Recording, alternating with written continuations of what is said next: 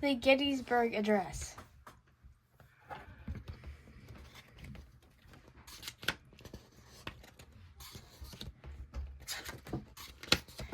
Fourscore and 7 years ago, our fathers brought forth on this continent a new nation, and conceived in liberty and dedicated to the proposition that all men are created equal. Now we are engaged in a great civil war, testing whether that our nation or any nation so conceived and so dedicated can long endure. We are met on a great battlefield of that war. We have come to dedicate a portion of that field as a final resting place for those who are here gave their lives that nation might live.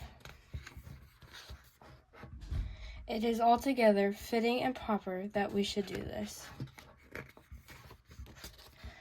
But in a larger sense, we cannot dedicate, we cannot consecrate, we cannot hallow this ground.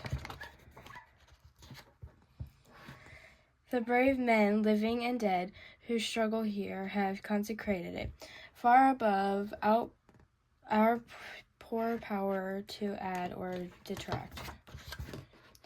The world will little know nor long remember that we say here, but it can never forget what they did here.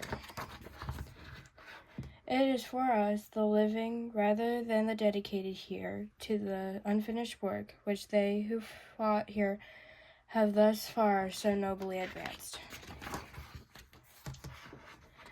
It is rather for us to be dedicated to the great task remaining before us, that from these honored dead we take increased devotion to that cause for which they gave the last full measure of devotion.